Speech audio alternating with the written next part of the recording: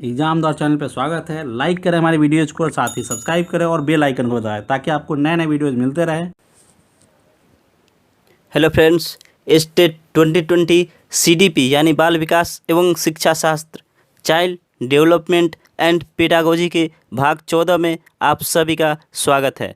ये महत्वपूर्ण क्वेश्चन का सीरीज चल रहा है जो यूपी टेट, राजस्थान टेट, बहुत सारे टेट में पूछे गए प्रश्न है, उसका ये सीरीज चल रहा है और ये 14वां भाग है। तो इससे पहले 13 भाग आ चुके हैं, वो सभी वीडियो आप ज़रूर देखें। बहुत ही महत्वपूर्ण क्वेश्चन किए गए हैं उन सभी में। तो चलिए शुरू करते हैं अपना इस सीरीज़ का आज का 14वां भाग का पहला क्वेश्चन के साथ। अगर आप सरकारी नौकरी की बेहतर तैयारी करना चाहते हैं तो बेहतर ऑनलाइन तैयारी के लिए एग्जाम द्वार चैनल को सब्सक्राइब कर ले। यहाँ आपको बेहतर तैयारी कराई जाती है। और चलिए हम चलते हैं अगले क्वेश्चन के साथ, अपना शुरू करते हैं ये सीरीज़ का आज का सेशन। और आज का हमारा पहला क्वेश्चन होगा, छात्रों को विद्यालय के संदर्भ में निम्नलिखित में से कौन सी आज्ञा नहीं होनी चाहिए। और इसके ऑप्शन है, खाली घंटों में गुट बनाकर बैठने की आज्ञा नहीं होनी चाहिए, अधिक धन खर्च करने की आज्ञा नहीं होनी चाहिए, अधिक सज संवर कर आने की आशा नहीं होनी चाहिए, या शिक्षकों से बहस करने की अनुमति नहीं होनी चाहिए। तो छात्रों को विद्यालय में कौन सी आज्ञा नहीं होनी चाहिए? तो इसका सही आंसर होगा ऑप्शन सी, अधिक सज संवर कर स्कूल आने की आशा नहीं होनी चाहिए। ऑप्शन सी इसका सही आंसर है, क्योंकि स्कूल आना है तो अधिक सज संवर कर आने की कोई ज़रूरत नहीं है। तो ऑप्शन सी इसका सही आंसर होगा। चलिए अगला क्वेश्चन देखते हैं। छात्र हित में विद्यालय में सर्वाधिक महत्व निम्नलिखित में से दिया जाना चाहिए। किसको दिया जाना चाहिए सर्वाधिक महत्व? छात्र हित में नवीन ज्ञान के विकास को, परंपरागत मूल्यों के विकास पर, सामाजिक व्यवहार पे, या आर्थिक आत्मनिर्भरता पे। तो किसको सबसे अधिक महत्व दिया जाना चाहिए? तो ऑप्शन इसका सी, नवीन ज्ञान के विकास पर। छात्र हित में नवीन ज्ञान के विकास पर अधिक महत्व देना चाहिए, क्योंकि बच्चे नए तरीके से सीखेंगे, नया कुछ करने के लिए सीखेंगे। चलिए अगला क्वेश्चन देखते हैं। शिक्षक को अपने छात्रों के संबंध में सोचना चाहिए कि वे नेता बनकर देश की प्रगति की ओर ले जाएं, समाज सुधारक बने और अपने अपने क्षेत्र में यश अर्जित करे, विद्वान बने और अपने अपने क्षेत्र में यश अर्जित करे, या अपनी प्रतिभा का अधिकतम विकास कर सके। तो शिक्षकों को अपने छात्रों के संबंध में क्या सोचना चाहिए? तो इसका सही आंसर होगा ऑप्शन डी, अपनी प्रतिभा का विकास कर सके। अपनी प्रतिभा का जितना ज़्यादा बेहतर विकास कर सकते हैं वो कर पाए। शिक्षक को बस यही सोचना चाहिए और उन्हें अच्छे से अच्छे टीचिंग करना चाहिए या पढ़ाना चाहिए, अच्छे तरीके से नवीन पद्धति के साथ और अन्वेषण विधि के साथ उन्हें पढ़ाना चाहिए। तो चलिए देखते हैं अगला क्वेश्चन नंबर हमारा 29। निम्नलिखित में से किस शिक्षक को सर्वोत्तम कहा जा सकता है? और इसके ऑप्शन है, जो कक्षा में कड़ा अनुशासन रखता है, जो लगातार व्याख्यान देता है, जो मनोरंजक कहानियाँ सुनाता है, या जो छात्रों में अंतःक्रिया को प्रोत्साहित करता है। तो किसको सबसे अच्छा शिक्षक कहा जा सकता है? तो इसका सही आंसर होगा ऑप्शन डी, जो छात्रों में अंतःक्रिया को प्रोत्साहित करता है। जो छात्रों को प्रोत्साहित करता है वो सबसे बेहतर शिक्षक है। चलिए अगला क्वेश्चन देखते हैं। एक शिक्षक के रूप में आप सर्वाधिक पसंद निम्नलिखित में से किस दायित्व के संदर्भ में करेंगे? ऑप्शन है, छात्रों में व्यावसायिक कुशलता विकसित करना, छात्रों को अधिकतम ज्ञान प्रदान करना, छात्रों को आर्थिक दृष्टि से सुदृढ़ करना, या बालक की जन्मजात क्षमताओं को विकसित करना। तो एक शिक्षक के रूप में आप सर्वाधिक पसंद क्या करेंगे? तो इसके ऑप्शन होगा ऑप्शन डी सही हो जाएगा, बालक की जन्मजात क्षमताओं का विकसित करना। ये एक शिक्षक के रूप में आप बेहतर करना चाहेंगे। चलिए अगला क्वेश्चन देखते हैं। डाल्टन प्रणाली में बालक को शुभ अवसर प्रदान किए जाते हैं, आयु क्रम में, कक्षा क्रम में, योग्यता क्रम में, या समय क्रम में। तो इसका सही आंसर क्या होगा? ऑप्शन सी, योग्यता क्रम में। डाल्टन प्रणाली में बालकों को शुभ अवसर योग्यता क्रम में प्रदान किए जाते हैं।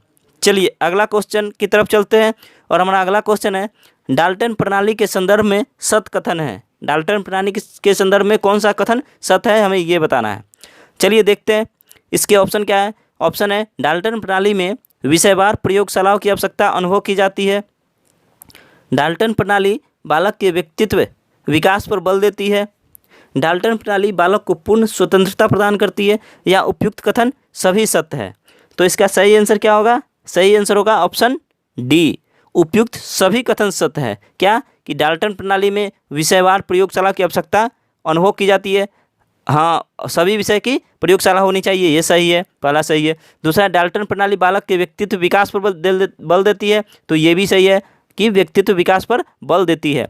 डाल्टन प्रणाली बालक को पूर्ण स्वतंत्रता प्रदान करती है, ये भी सही है। तो इसका ऑप्शन डी यानी सब सही हो जाएगा। चलिए अगले क्वेश्चन की तरफ चलते हैं। एग्जाम द्वारा को आप सब्सक्राइब जरूर कीजिएगा। चलिए हमारा अगला क्वेश्चन है, डाल्टन प्रणाली के संदर्भ में असत कथन है। ऊपर हमने सत कथन देखा था, अब इसमें असत कथन हमें बताना है। तो देखते हैं क्या ऑप्शन है। ऑप्शन इसके, डाल्टन प्रणाली बालकों की प्रगति की रिपोर्ट नहीं रखती है। डाल्टन प्रणाली में अनुशासन समस्याएं नहीं होती है। डाल्टन प्रणाली में बालक के मनोविज्ञान का ध्यान रखा जाता है। डाल्टन प्रणाली में बालक स्वयं करके सीखता है। तो डाल्टन प्रणाली के संदर्भ में कौन सा कथन असत है, हमें ये बताना है। तो इसका सही आंसर होगा ऑप्शन ए, डाल्टन प्रणाली बालकों की प्रगति की रिपोर्ट नहीं रखती है, ये गलत है। रिपोर्ट रखा जाता है इसमें। बिना रिपोर्ट के हम आगे किसी बच्चे का विकास नहीं देख पाएंगे कि वो क्या कर रहा है, कितना विकास कर रहा है, कैसे कर रहा है। तो इसलिए सभी में उसका विकास का रिपोर्ट रखा जाता है। चलिए अगला क्वेश्चन है हमारा 34 नंबर है, डाल्टन प्रणाली नाम रखा गया है और इसके ऑप्शन है, इनके जन्मदाता के नाम पे, इसमें प्रयुक्त उपकरणों के आधार पे, इसे लागू करने वाले स्थान के नाम पे, या प्रसिद्ध रसायन शास्त्री के सम्मान में। तो डाल्टन प्रणाली नाम रखा गया किस चीज़ पे? तो ऑप्शन इसका सी सही हो जाएगा, इसे लागू करने वाले स्थान के नाम पे। लागू करने वाले स्थान के नाम पे डाल्टन प्रणाली का नाम रखा गया है। अगला क्वेश्चन देखते हैं, हेलेन पार्कहर्स्ट का नाम जुड़ा है, किससे जुड़ा है? प्रोजेक्ट प्रणाली से, डाल्टन प्रणाली से, किंडरगार्टन प्रणाली से, या मोंटेसरी प्रणाली से। तो हेलेन पार्कहर्स्ट का नाम जुड़ा है किससे? डाल्टन प्रणाली से। ऑप्शन बी इसका सही आंसर हो जाएगा। अगला क्वेश्चन देखते हैं, भारत के सभी राज्यों में शिक्षा का समान ढांचा है। भारत के सभी राज्यों में शिक्षा का समान ढांचा क्या है?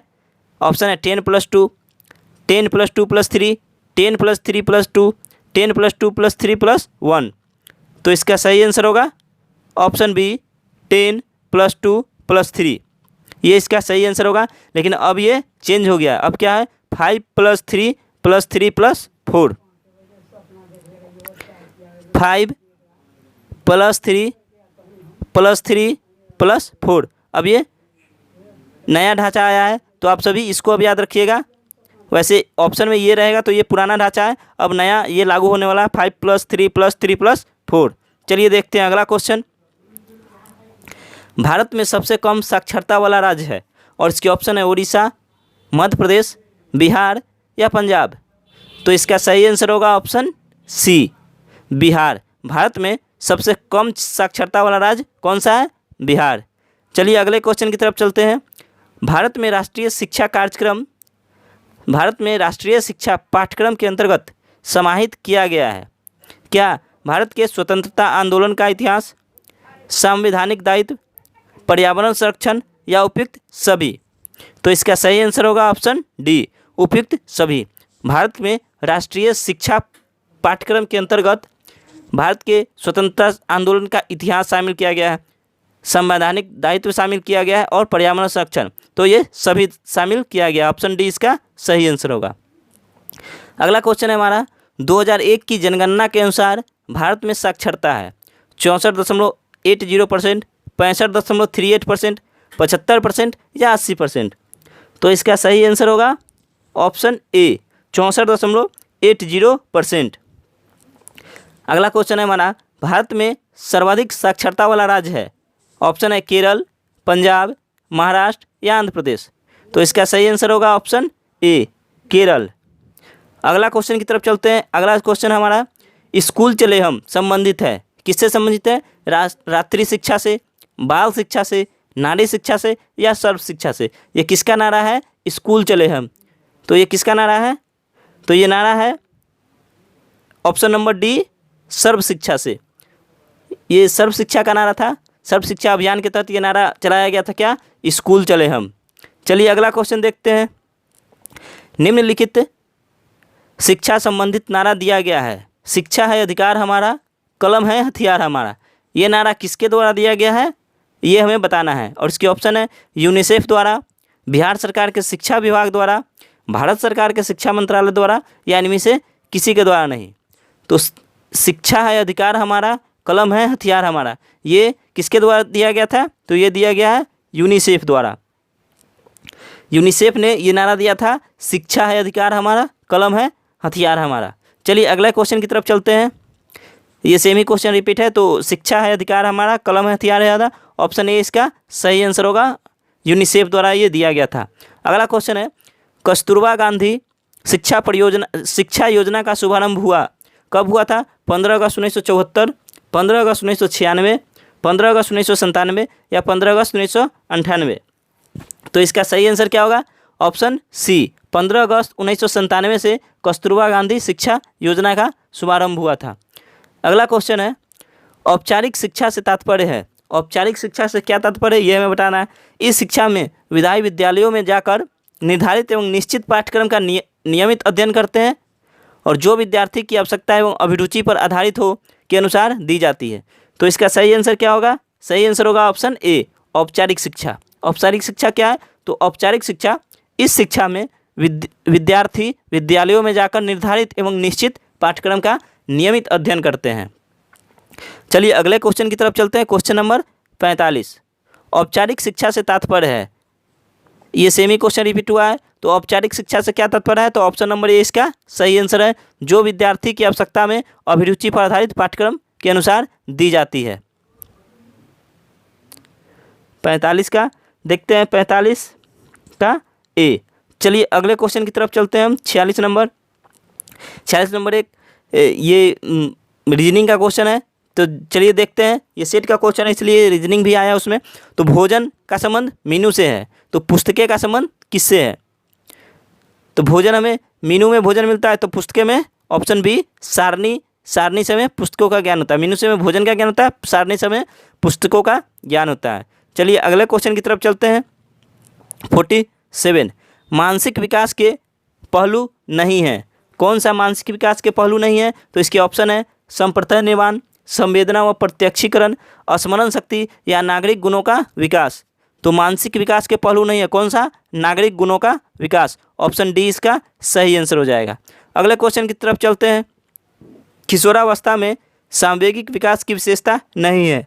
ऑप्शन है संवेगों का परिपक्व होना, संवेगों का तीव्र होना, संवेगों का खुलकर प्रदर्शन या संवेगों का अस्पष्ट होना। तो किशोरावस्था में सांवेगिक विकास की विशेषता कौन सी नहीं है? तो ऑप्शन नंबर डी, संवेगों का अस्पष्ट होना। चलिए अगले क्वेश्चन की तरफ चलते हैं। किशोरावस्था की चारित्रिक विशेषताएं हैं, क्या है? समायोजन का अभाव, मानव धर्म का महत्व, संस्कृति व सभ्यता का संरक्षण या उपयुक्त सभी। तो इसका सही आंसर क्या होगा? सही आंसर होगा ऑप्शन डी, उपयुक्त सभी। किशोरावस्था की चारित्रिक विशेषताएं, समायोजन का अभाव रहता, मानव धर्म का महत्व होता और संस्कृति व सभ्यता का संरक्षण। तो ये उपयुक्त सही आंसर हो जाएगा ऑप्शन डी। अगला हमारा 50वां नंबर आज का क्वेश्चन है और ये अंतिम क्वेश्चन होगा।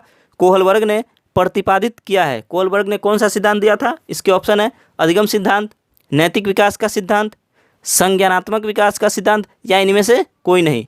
तो कोहलबर्ग साहब ने कौन सा सिद्धांत दिया था? तो ऑप्शन बी, नैतिक विकास का सिद्धांत। नैतिक विकास का सिद्धांत कोहलबर्ग साहब ने दिया था।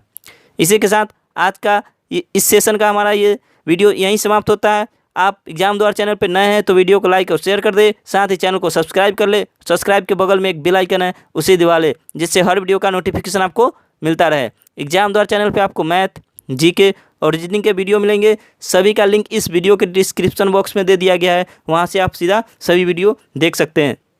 साथ ही आप हमसे व्हाट्सएप ग्रुप के माध्यम से जुड़ सकते हैं। व्हाट्सएप ग्रुप का लिंक इस वीडियो के डिस्क्रिप्शन में दे दिया गया है, वहाँ से आप ज्वाइन कर सकते हैं।